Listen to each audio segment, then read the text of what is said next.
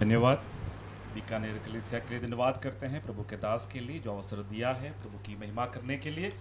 आइए हम जो गीत गाने के लिए चाहते हैं उस गीत का बोल है, राहों में कांटे अगर हो रुकना नहीं चलते जाना, यीशु तेरे साथ है ये तू विश्वास करना। हमारे विश्वासी जीवन में वो महान परमेश्वर हमारे साथ है। आइए उनकी पवित्र नाम को धन्यवाद और महिमा करते हुए हम आगे बढ़ें।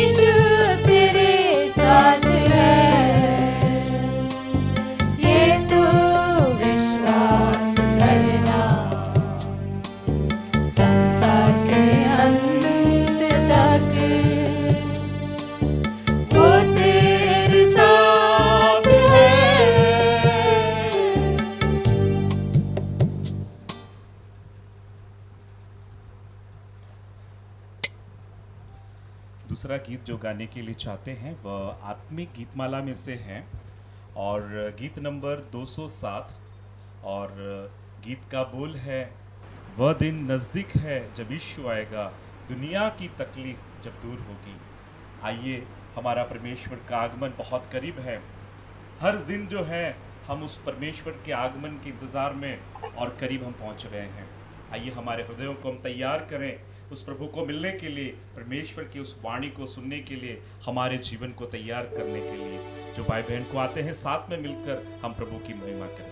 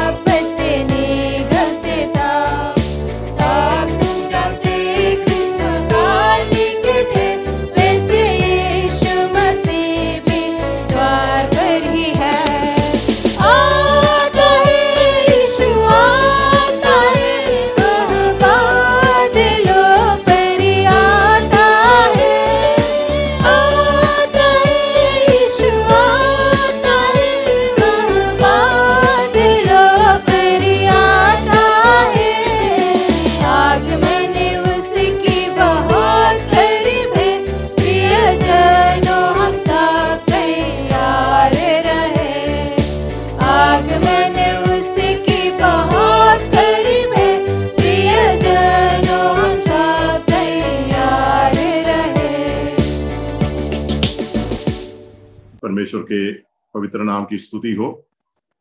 आज संध्या के समय जुड़े हुए सारे भाई बहनों को प्रभु यीशु मसीह के पवित्र नाम में एक बार फिर प्यार भरा सलाम और नमस्कार देते हैं। सुंदर गीतों के लिए हम प्रभु को धन्यवाद देते हैं। प्रिय भाई और परिवार के लिए प्रभु की स्तुति करते हैं। मनन के विषय में कुछ विचारों को पिछले दिनों में देखने के लिए प्रभु ने हमारी मदद किया। आज एक दो और छोटी बातों को मैं आपके सामने रखना चाहता हूं। मनन एक आज्ञा है।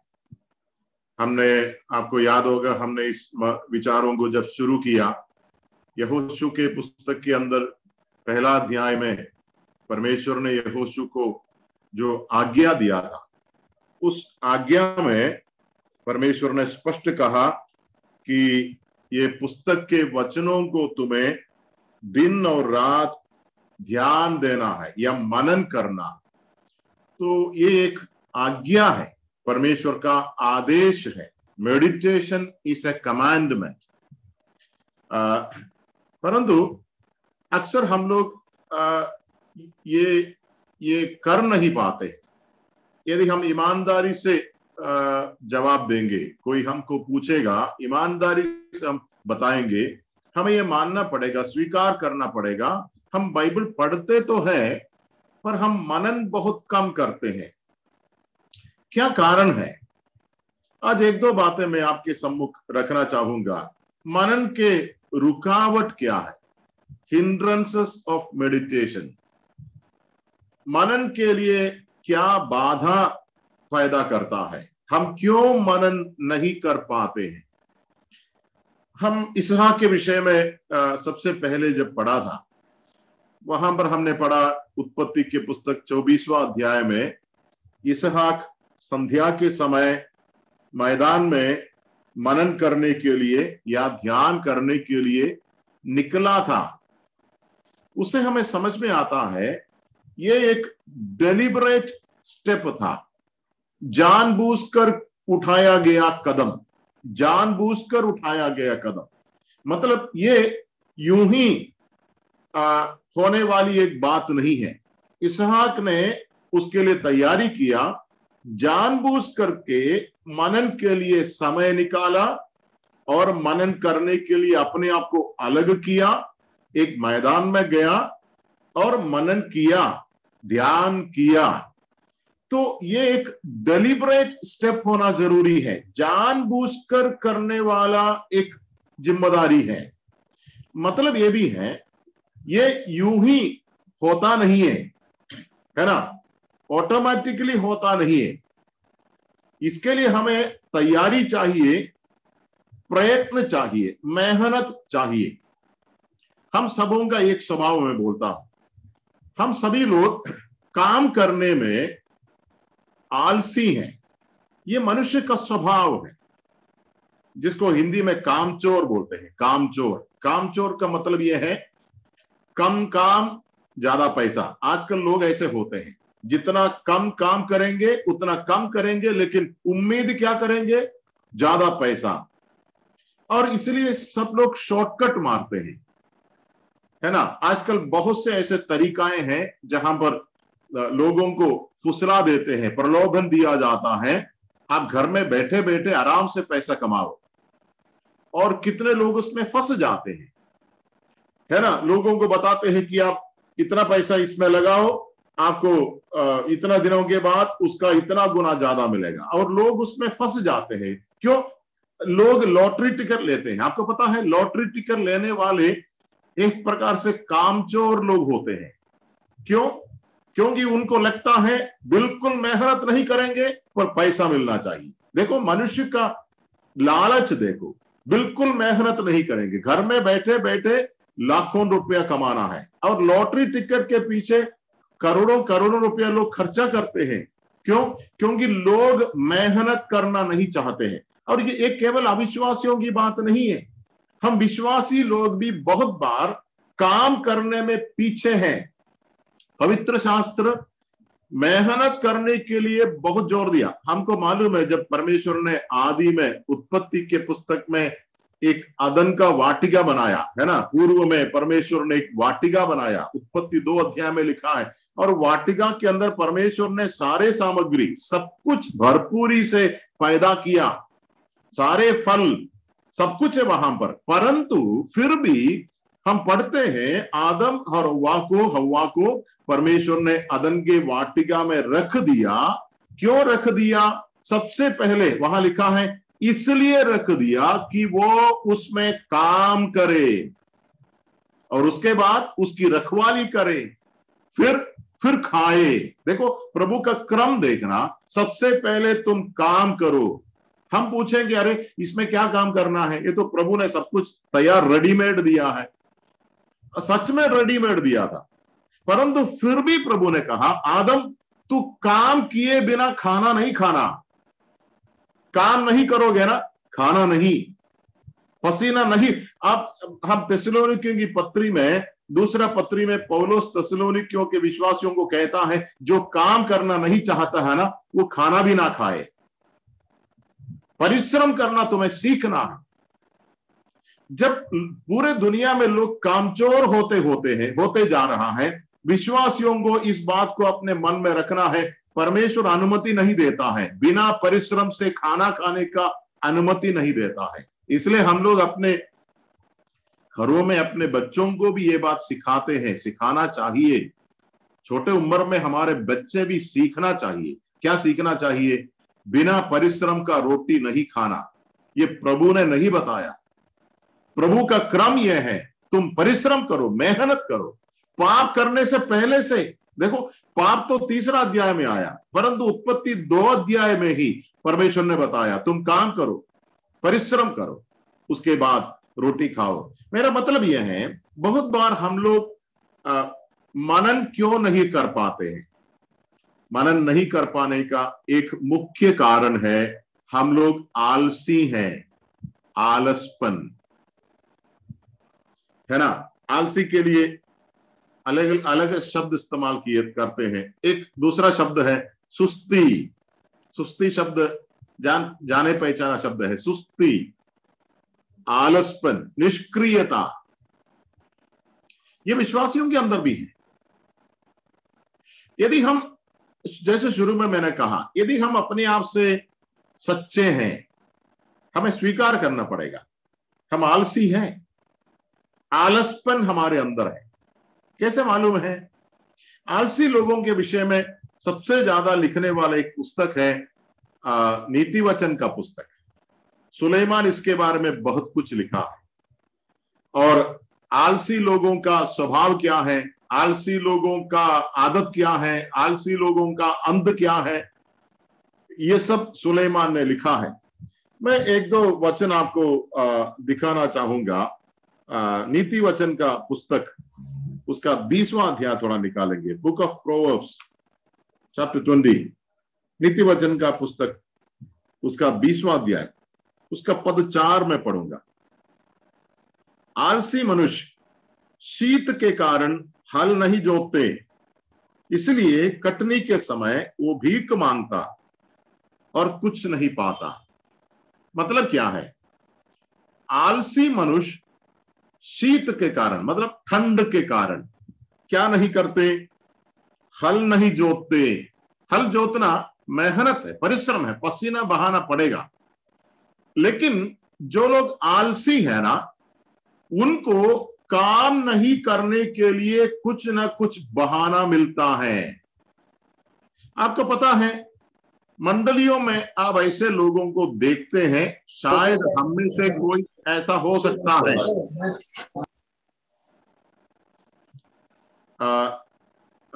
हो सकता है हम में से कोई ऐसा हो। किसी भी बहाना बनाने के लिए हम पीछे नहीं हटते हैं। आप कुछ विश्वासी लोग जो मंडली में नहीं आते हैं, उनको पूछेंगे, ब्रदर सिस्टर आप पिछले हफ्ते आप क्यों नहीं आया? देखो, उनके पास कोई ठोस कारण नहीं होगा। वो बोलेंगे बस नहीं आया, नहीं आया। ब्रदर सिस्टर क्यों नहीं आया? बस नहीं आया, क्योंकि उनके पास कोई कारण नहीं है। और कुछ लोग जो है छोटा छोटा कारणों को ढूंढते हैं बहाना के लिए। पिछले हफ्ते थोड़ा सा बीमार था, या फिर बारिश हो गया, या फिर ठंड ज्यादा था, गर्मी ज्यादा था। ये सब कारण नहीं होगा, लेकिन वो कारण बनाता है, बहाना बनाता है। बहाना क्यों बनाता है? क्योंकि मन में इच्छा नहीं है। आलसी लोग हमेशा बहाना बनाता है, और आलसी लोगों को कुछ ना कुछ बहाना मिल भी जाता है। ये आलसी का एक लक्षण है।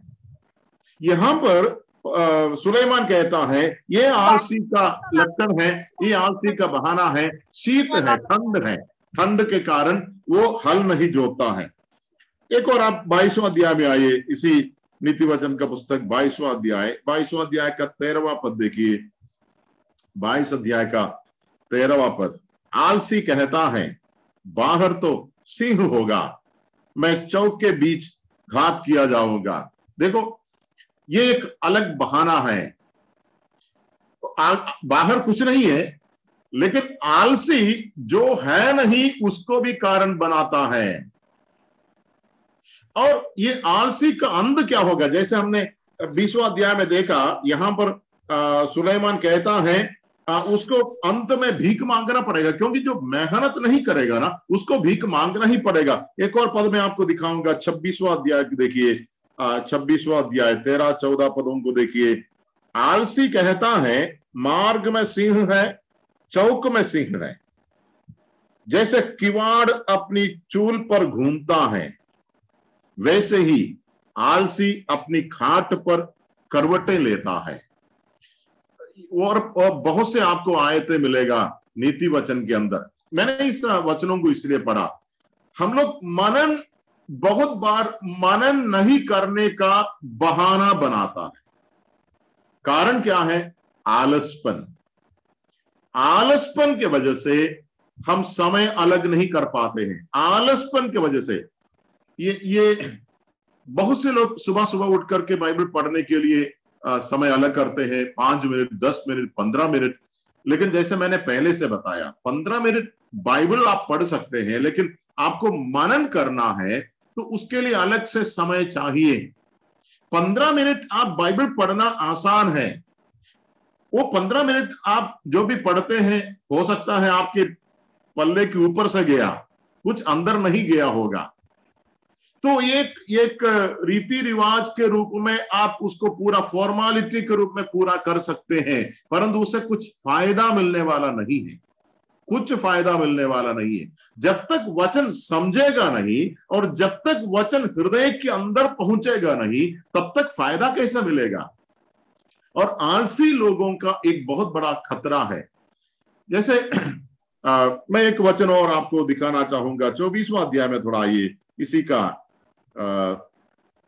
नीति वचन का पुस्तक का 24वां अध्याय 24, उसका 30वां पद देखिए। 30वां पद। मैं आलसी के खेत के पास से और निर्बुद्धि मनुष्य के दाख की बारी के पास से होकर जाता था, तो क्या देखा कि वहां सब कहीं कटीले पेड़ भर गए हैं और वो बिच्छू पौधों से ढक गई हैं और उसके पत्थर का बाड़ा गिर गया है। तब मैंने देखा और उस पर ध्यान पूर्वक विचार किया। हाँ, मैंने देखकर शिक्षा प्राप्त की। छोटी सी नींद, एक और झपकी, थोड़ी देर हाथ पर हाथ रखे और लेटे रहना, तब तेरा कंगालपन डाकू के समान और तेरी घटी हथियार बंद मनुष्य के समान आ पड़ेगी। जमीन की खूबी क्या है? जमीन, आप कोई भी जमीन को यूं ही छोड़ दो, क्या हो जाएगा? कोई भी जमीन को, कितनी भी अच्छी जमीन क्यों ना हो, आप कोई भी जमीन को यूं ही छोड़ दो, आप मेहनत किए बिना उस जमीन के अंदर जंगली चीजें पैदा होगा। उसके लिए खाद नहीं चाहिए, मेहनत नहीं चाहिए, पानी नहीं चाहिए, आपको कुछ नहीं करना, वो अपने आप आएगा। क्यों? क्योंकि वो मिट्टी का स्वभाव है। ये मिट्टी है ना, हमारी मिट्टी, ये मिट्टी को जंगली चीजों को पैदा करने के लिए कोई मदद और खाद नहीं चाहिए। ये जंगली मिट्टी है और ये जंगली चीजों को अपने आप उठाएगा, उगाएगा।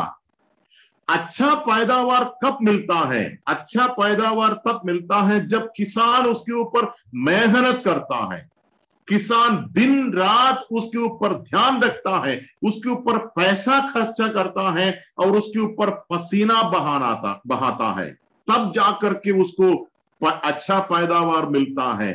यदि वो मेहनत नहीं करेगा, मैं विश्वासियों भाइयों बहनों आपको एक सच्चाई बताऊंगा, यदि आप मनन के लिए समय नहीं निकालोगे, आप मनन के लिए समय नहीं निकालोगे, आपके अंदर जंगली चीजें अपने आप उगेगा। यदि आपने ध्यान दिया, अपने ही जीवन को थोड़ा देखिए, अपने ही जीवन को थोड़ा देखिए, आपको पता चला होगा कई बार आपको पता चला, आप 2 दिन बाइबल पढ़ना बंद करिए, आप 2 हफ्ते के लिए विश्वासियों के साथ संगति करना बंद करिए, क्या हो जाएगा? जंगली चीजें अपने आप आएगा। आपको कोई मेहनत करने की जरूरत नहीं है। ये मेहनत के बिना, अब जंगली चीजों को पैदा होने के लिए कभी कभी मिट्टी भी नहीं चाहिए। आपने कभी देखा होगा ना, दीवारों के ऊपर भी जंगली चीज पैदा होता है, जंगली पौधे दीवार के ऊपर, जहां पर मिट्टी तक नहीं है, पानी तो दूर की बात है, खाद तो दूर की बात है, मिट्टी तक नहीं है, उधर भी जंगली पौधा खड़ा होता है। मतलब क्या है? आपको कोई मेहनत करना नहीं पड़ेगा, ये अपने आप आएगा। विश्वासी, ध्यान रखना, हमारे अंदर एक पुराना स्वभाव है जिसको हम पाप का स्वभाव या शारीरिक स्वभाव कहते हैं। उसका जान अभी खत्म नहीं हुआ, वो अभी भी जिंदा है, वो अभी भी जिंदा है। आप इस नए स्वभाव को बढ़ने का प्रयत्न नहीं करोगे, आपका जंगली स्वभाव, जंगली जानवर का स्वभाव है, वो अपने आप उगेगा। इस आलसी मनुष्य का खेत को देखिए। सुलेमान कहता है, मैंने जब देखा, ध्यान पूर्वक देखा, तो मुझे शिक्षा प्राप्त हुआ, मुझे पता चला, आत्मिक का खेत को देखने से मुझे समझ में आया किसका खेत है। आत्मिक का खेत को देखने से समझ में आएगा ये खेत का मालिक आलसी है या फिर सक्रिय है, जोशीला है। भाई, आपके खेत को थोड़ा देखना, हृदय का खेत, मन का खेत क्या पैदा हो रहा है। यदि आप अपने आप से ईमानदार हैं, अपने खेत को थोड़ा विचार कर, मैं आपका खेत को नहीं देख पाऊंगा, ना ही आप मेरा खेत को देख पाओगे। यहां पर जो खेत लिखा है ये तो शाब्दिक खेत है, लेकिन हमारे अंदर एक खेत है, हर विश्वासी के अंदर एक खेत है, और वो खेत दूसरा कोई देख नहीं पाएगा। कभी कभी जंगली चीजें बाहर आता है, लेकिन जरूरी नहीं है कि हर बार वो बाहर आए, अक्सर वो अंदर ही अंदर है, और इसको झांक कर देखने की जिम्मेदारी मेरी और आपकी है। कैसा, क्या है मेरे अंदर, क्या है मेरे अंदर, क्या पनप रहा है, क्या उग रहा है। आप मेहनत नहीं करोगे, मेहनत नहीं करोगे, कुछ दिनों के बाद आपका खेत जंगली चीजों से भर जाएगा। और मैं डरता हूं इन दिनों में जंगली चीजों का असर बहुत ज्यादा है। विश्वासी भाई बहन, आप मेहनत नहीं करोगे ना, इस जमाने में जीना बहुत मुश्किल है, क्योंकि एक ऐसा जमाना है जहां पर पाप का प्रलोभन का ताकत 20 साल के पहले जितना था उससे कई गुना ज्यादा हो गया। जब हमारे पास मोबाइल नहीं था, जब हमारे पास टीवी नहीं था, जब हमारे पास इंटरनेट नहीं था, तब शायद पाप का प्रलोभन का ताकत इतना नहीं था। आज वो बात नहीं है। आज आपको पाप करने के लिए बाहर जाने की जरूरत नहीं है। आज आप घर के अंदर बैठे बैठे बिना किसी के नजर में आए पाप कर सकते हैं, किसी को पता नहीं चलेगा। और यदि ऐसा जीवन बिताओगे, थोड़े समय के बाद, यहां पर जैसे हमने पढ़ा, थोड़े समय के बाद ऐसे लिखा है, क्या देखा कि वहां सब कहीं कटीले पेड़ भर गए हैं, वो बिच्छू पौधों से ढक गई है। मतलब क्या है? जमीन दिखता नहीं है, ऊपर क्या है? बिच्छू पेड़, कटीले पेड़ भर गया है, उसके पत्थर का बाड़ा गिर गया है। मतलब ये पहले बाड़ा था, वहां पर पहले बाड़ा था। बाड़ा क्या बताता है? बाड़ा जैसे आपके जमीन के चारों ओर बाड़ा बांधते हैं, किस लिए बांधते हैं? सुरक्षित करने के लिए। बाड़ा का मतलब है सीमा। आपको अपना सीमा मालूम है, आपको मालूम है कहां तक मेरी जमीन है, आपको मालूम है मुझे अपनी जमीन को घेर कर रखना है, जंगली चीजों से, जंगली जानवरों से, पराये लोगों से उसको प्रोटेक्ट करना है, सुरक्षित करना है। लेकिन एक बार जब बाड़ा गिर गया ना, बाड़ा गिरने का मतलब ये भी है, आपको ये भी नहीं पता आपका सीमा क्या है। बहुत से विश्वासियों को नहीं मालूम उनका सीमा क्या है। हमारा सोचने का सीमा, हमारी बोलने का सीमा होता है। भाई बहन, हम कुछ भी नहीं बोल सकते हैं, हम मनमानी जी नहीं सकते।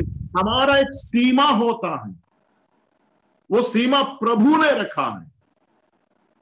विश्वासी कैसे भी नहीं जी सकते हैं, विश्वासी कुछ भी नहीं खा सकते हैं, विश्वासी किधर भी नहीं जा सकते हैं। बाकी लोग कर सकते हैं, हम नहीं कर सकते। हमारा एक सीमा होता, और ये बाड़ा प्रभु ने दिया है। लेकिन यहां पर लिखा है बाड़ा गिर गया।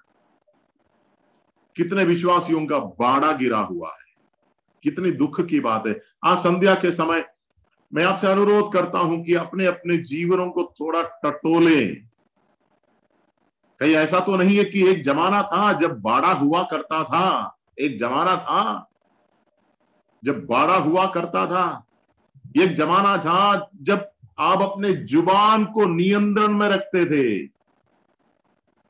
है ना, ये जुबान है ना, उसको काबू में रखते थे। लेकिन आज वो बाड़ा बहुत से लोगों का टूट गया। बहुत से विश्वासियों को नहीं मालूम क्या बोलना है, क्या नहीं बोलना है। एक ऐसा जमाने में हम हैं, बाड़ा गिर गया, बहुत से मंडलियों का बाड़ा गिर गया, और मैं डर के साथ कहता हूं बहुत से परिवारों का बाड़ा गिर गया। परिवारों के अंदर जंगली चीजें घुस गया, और ये बहुत ही दुखद सत्य है, बहुत ही दुखद सत्य है। यदि हमें समझ में आता, मैं ये ऐसा नहीं बोलता हूं कि आप गया गुजरा है, बस आपके ऊपर अभी कोई आशा नहीं है, ऐसा नहीं है। परंतु मेरा कहने का तात्पर्य है, यदि आज संध्या के समय किसी भी भाई को, बहन को ऐसा लगता है, प्रभु जी मेरा हृदय का जमीन कटीले पेड़ों से भरा हुआ है, जंगली पेड़ों से, गंदी गंदी बातों को मैं अपने हृदय के अंदर पनपने देता हूं, गंदी चीजों से मेरा जमीन थक गया है। यदि आपको समझ में आया आपके परिवार के बारे में, प्रभु जी मेरे परिवार का बाड़ा गिर गया, आप सुधर सकते हैं, प्रभु आपको मदद करेगा। आप अपने आप को प्रभु के हवाले कर सकते हैं, प्रभु से माफी मांग सकते हैं, प्रभु मदद करेगा। आपके आलसपन की वजह से हुआ होगा, मैं आपको बताऊं, आलसपन से यदि मैं आलसी हूं, मुझे ही उसका घाटा उठाना पड़ेगा, है ना। मेरे आलसीपन से और किसी को घाटा होने से पहले सबसे बड़ा घाटा मेरा ही होगा। ये सुलेमान जब ऐसा कहता है, मैं निर्बुद्धि के खेत के बारी के पास से होकर गया, और यहां पर एक बात वो जोर देता है, वो निर्बुद्धि का खेत ऐसा होने का कारण ये नहीं है कि उसके पास कैपेसिटी नहीं है। देखो, ऐसा नहीं है कि अरे वो अपंग है, वो कुछ कर नहीं सकता है, क्या करे, कमजोर है। नहीं नहीं नहीं, उसकी गलती क्या है यहां लिखा है, उसकी गलती क्या है 33वां पद में, 33 में लिखा है, छोटी सी नींद, एक और छपकी, थोड़ी देर हाथ पर हाथ रखे और लेटे रहना। तुम्हारी गलती क्या है? तुम्हारी कमी यह नहीं है कि तुम कमजोर है, तुम कमजोर नहीं है, तुम्हारे पास क्षमता है, तुम्हारे पास मौका भी है, तुम्हारे पास क्षमता भी है, और तुम्हारे पास जिम्मेदारी भी है, पर तुम उसको अनदेखा करते हो। तुमको क्या चाहिए? तुमको आराम चाहिए।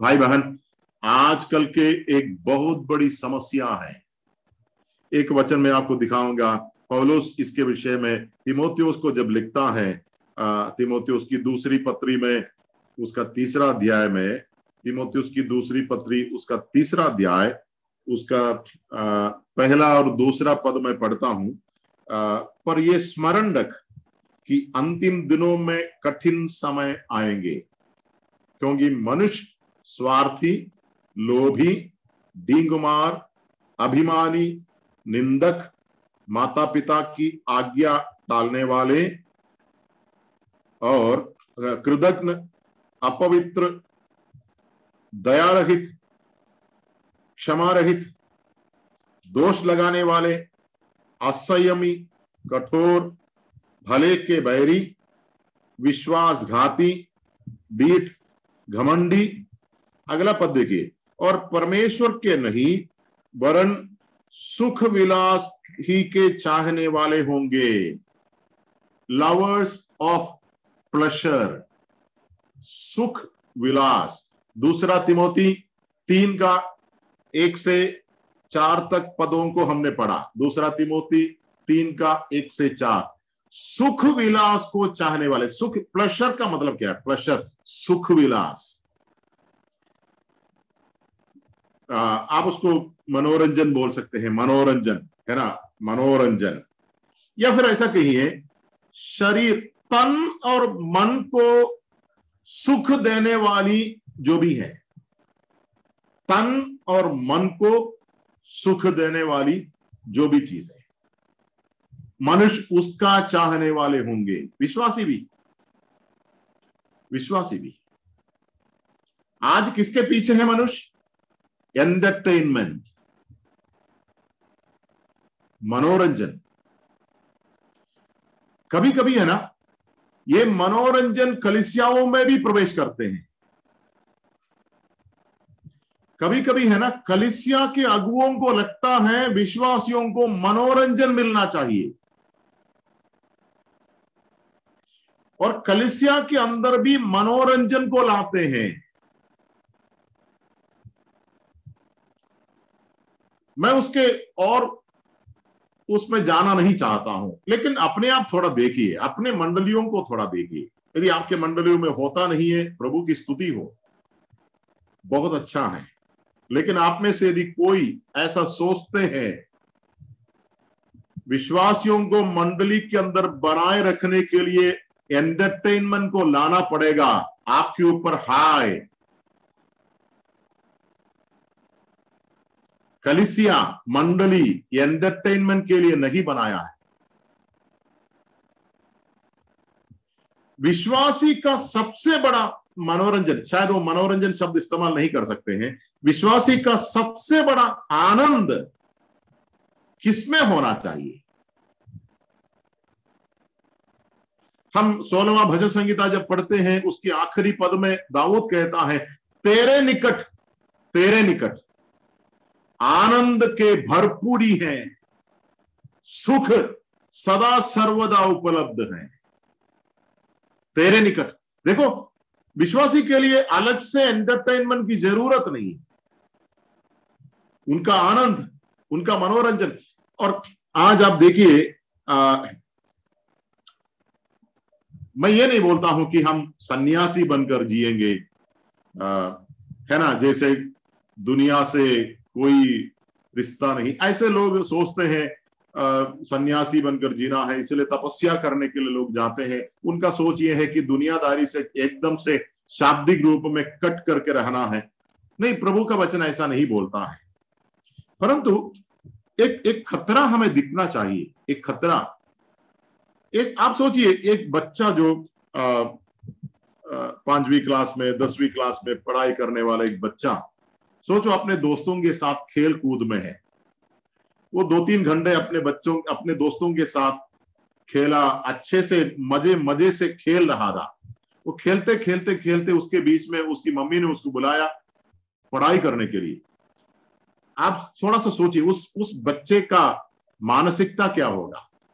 वो अपने खेल कूद में इतना लगा हुआ है, उसका मन उसमें फंसा हुआ है। उसके बीच में जब उसकी मम्मी उसको पढ़ाई करने के लिए बुलाएगी, तब उस बच्चे का मानसिकता क्या होगा? आपको लगता है कि वो बच्चा इधर आकर पढ़ाई करने में अपना मन लगा पाएगा? वो शायद उसको जबरदस्ती करने से वो बैठेगा, लेकिन उसका मन किधर होगा? उसका मन हमेशा उधर ही होगा। भाई बहन, आप मनोरंजन के लिए बहुत से समय अलग करने वाला यदि एक व्यक्ति है, मैं आपको एक बात का वचन देता हूं, आप प्रभु का वचन मनन नहीं कर पाओगे। आप प्रभु का वचन मनन नहीं कर पाओगे, क्योंकि आप प्रभु के वचन के सामने भक्ति और गंभीरता के साथ बैठ नहीं पाओगे, क्योंकि आपका मन का हालत एक अलग हालत है। आपका मन एक अलग दुनिया में है। मैं ये नहीं बोलता हूं कि आपको वो बंद करना पड़ेगा, ये बंद करना पड़ेगा, परंतु मैं उल्टा ये बताऊंगा, आप में से या हम में से हर एक व्यक्ति को परखना पड़ेगा मेरे मनन को रोकने वाला कौन सा मनोरंजन है, कौन सी चीजें हैं जो मेरे भक्ति के ऊपर रुकावट पैदा करता है, मेरे मनन को क्या रोकता है। आपको उसके ऊपर कड़क कदम उठाना पड़ेगा। सोचो, यदि मैं इधर फिर भी बताता हूं, आपको अपने आप से ईमानदार होना पड़ेगा। ये आपके ऊपर नियंत्रण करने के लिए कोई नहीं आएगा, आपको डांटने के लिए, आपके ऊपर डंडा चलाने के लिए कोई नहीं आएगा। ये आपको करना पड़ेगा, आपको खुद समझना पड़ेगा। हालांकि मैं आपसे ये नहीं बोलता हूं कि आप अपना टीवी देखना बंद करो या मोबाइल में आप कुछ मत देखो। ये आपको निर्णय लेना पड़ेगा। मेरे जीवन में बाधा क्या पैदा करता है, मेरा जीवन का समय क्या चीज मेरा जीवन का समय खा जाता है, मेरा मन क्या चीज भटका देती है, आपको समझना पड़ेगा। और जो भी आपके सामने आ गया उसके ऊपर आपको कड़क कदम उठाना पड़ेगा, क्योंकि ये चीजें जो है यूं ही नहीं होता है, इसके ऊपर कार्रवाई करना पड़ेगा। हम, जैसे मैंने कहा, प्रभु ने आज्ञा दिया, प्रभु की आज्ञा है तुम्हें ध्यान देना या तुम्हें मनन करना। मेरे और आपके मनन के जीवन में, मनन के कार्य में रुकावट पैदा करने वाली बहुत सारी चीजें हैं। ये हमको समझना पड़ेगा। मेरे ख्याल से हम सभी लोगों ने अनुभव किया है। कभी कभी है ना, आप कुछ चीजों के आदी हो जाते हैं, है ना, एडिक्शन में आ जाते हैं, एडिक्शन में। कुछ विश्वासी लोग कुछ प्रकार के मनोरंजन के एडिक्शन में आ जाते हैं, शिकार बन गया, गुलाम बन गया, मतलब उनको उसके बिना जीना मुश्किल हो गया। ऐसे लोग मनन कहां करेंगे? पौलुस कहता है, मैं एक वचन आपको पौलुस की पत्री से दिखाना चाहूंगा। कुरिन्थियों की पहली पत्री उसका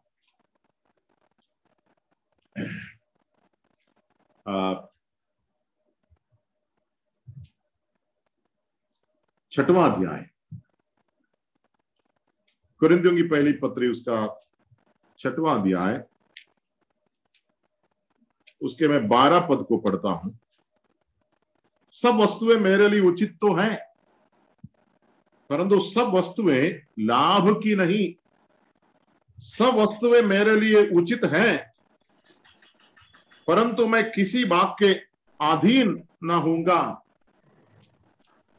ये शब्द जो है और दोहराया है पौलुस ने। पहला कुरिन्थी 10:23 भी मैं पढ़ता हूं, 10:23, पहला कुरिन्थी 10:23।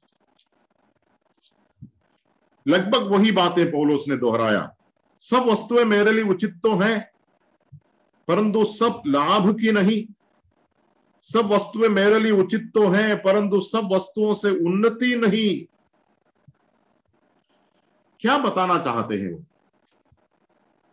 यदि आप नियम के अनुसार आप पूछेंगे कहां मना किया है, कहां मोबाइल में कुछ नहीं देखना कहां लिखा है,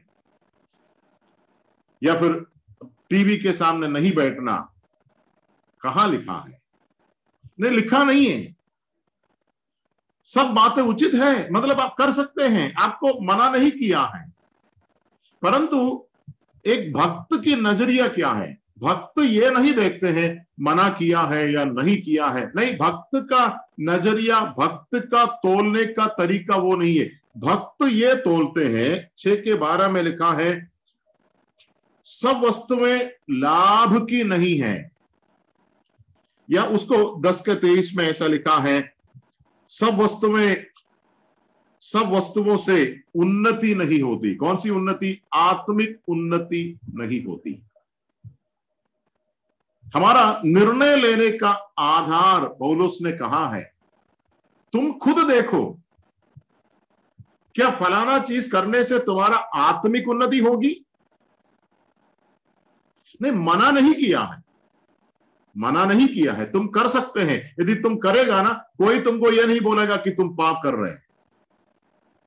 परंतु यदि तुम एक भक्त हैं, प्रभु से प्रेम करने वाले हैं, तुम्हारा चुनने का आधार, कुछ भी काम करने का आधार यह होना चाहिए, क्या ये करने से मेरा आत्मिक उन्नति होगा? पौलुस का ये प्राथमिकता था। आप कुछ चीजों को देखोगे, उसका असर कभी कभी घंटों भर मन में बना रहता है। कुछ गलत चीजें आपने देखा, उसका असर घंटों भर मन में बना रहता है, और उसका असर जब घंटों पर मन में बना रहता है, उस मन में आप वचन कैसे मनन करोगे?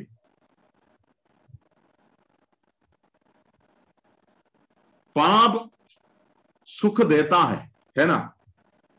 हम इब्रानी की पत्री 11 अध्याय में मूसा के बारे में लिखा है, मूसा थोड़ा समय के पाप के सुख भोगने से परमेश्वर के लोगों के साथ दुख उठाना उत्तम समझा। पाप में क्या है? सुख है,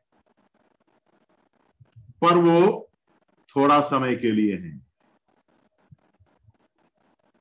वो पाप का असली स्वभाव नहीं है। पाप का असली स्वभाव दुख का है, रोने का है, दर्द का है। लेकिन सुख क्यों आता है? क्योंकि वो शैतान की चालाकी है। ये कड़वापन के ऊपर शैतान मीठास को क्या करते हैं? उसको चढ़ाते हैं, ताकि लोग उसमें आकर्षित हो। मूसा को पता चला वो पाप जो सुख देता है ना, वो थोड़ा समय का है। लेकिन दाऊद ने कहा, जैसे हम भजन संहिता 16 में याद किया, तेरे निकट सुख सर्वदा बना रहता है। मैं यहां पर समाप्त करता हूं। मेरे भाइयों बहनों, हमारे मनन को रोकने वाले एक सबसे बड़ा रुकावट आलसपन, आलसीपन, सुस्ती, मेहनत नहीं करने का मन। मेहनत करने का मन नहीं है। ऊपर से हमको ज्यादा आनंद दुनिया के सुख विलास में मिलता है। कैसे मालूम? आप टीवी खोल करके उसके सामने बैठेंगे 4 घंटे बैठेंगे, या 8 घंटे भी बैठेंगे, नींद नहीं आएगा। बाइबल खोलेंगे, 15 मिनट में आप अपने आप सो जाओगे। हमारा भूख है ना, हमारा तड़प किस चीज के लिए है? मन और शरीर को सुख देने वाली चीजों के पीछे हैं हम। ये हम सबों के अंदर है। हमारे अंदर एक जंगली जानवर है, एक जंगली जानवर जिसको हम पुराना स्वभाव बोलते हैं। वो एक सच में जंगली जानवर है। और हम दुनिया के मनोरंजन के पीछे जाते हैं ना, हम अपने जंगली जानवर को खाना खिलाता है। और हमारे अंदर के जंगली जानवर मोटा तगड़ा होता है, क्योंकि हम उसी को खाना खिलाता है, उसी के भूख को हम तृप्त करते हैं। परंतु हमारे अंदर एक नया स्वभाव है, स्वर्गदूत का स्वभाव है, उसको हम भूखा रखते हैं और उसका परिणाम है कटीले पेड़, बिच्छू उससे भरा हुआ है। आज संध्या के समय अपने अपने जीवनों को टटोलने के लिए प्रभु मदद करे, मेहनत करे। विश्वासियों के मतलब आलसी लोगों के लिए नहीं है विश्वास का जीवन। क्रिस्ती जीवन है ना, विश्वासी का जीवन आलसी लोगों के लिए नहीं है। यदि आप मेहनत करने वाला नहीं है, आप विश्वासी जीवन नहीं बिता सकते हैं। सुबह उठो, मेहनत करो, समय अलग करो, बाइबल खोलो, प्रार्थना करो, संगति के लिए जाओ, पैदल चलना है तो चलो, पसीना बहाना है तो बहाओ। यदि ये करने के लिए तैयार नहीं है ना, आप विश्वासी का नाम मत ले लो, लायक नहीं है। प्रभु के पीछे चलने वाले कोई भी आलसी नहीं था। आलसी लोगों को प्रभु ने कभी बुलाया भी नहीं। 12 शिष्यों को बुलाया ना, एक भी आलसी नहीं था। खाली बैठने वाले एक को भी प्रभु ने नहीं बुलाया। जितनों को बुलाया सब अपने अपने काम में व्यस्त थे। प्रभु को ऐसे लोग चाहिए। अपने व्यक्तिगत जीवन में मेहनत करे, व्यक्तिगत जीवन में प्रार्थना करे। ये आपको यूं ही कुछ भी नहीं मिलेगा। यदि आपको यूं ही कुछ भी मिला ना, वो केवल उद्धार मिला, जिसके लिए आपने कुछ नहीं किया। उद्धार के बाद आपको कुछ भी फ्री में नहीं मिलेगा। उद्धार के बाद आप मेहनत नहीं करोगे, आपको कुछ नहीं मिलेगा। आप जब मरोगे सबसे बड़ा गरीब बनकर मरोगे। मेहनत करो, मेहनत करो। आलसी लोग, यिर्मयाह के पुस्तक 48वां अध्याय में एक वचन ऐसा लिखा है, प्रभु के काम जो आलसपन के साथ करता है ना, वो श्रापित है, वो श्रापित है। मैं यहां पर इन छोटा सा विचारों को समाप्त करता हूं। इन छोटे शब्दों के द्वारा भी प्रभु हमारे हृदयों से बात करे। प्रभु को महिमा।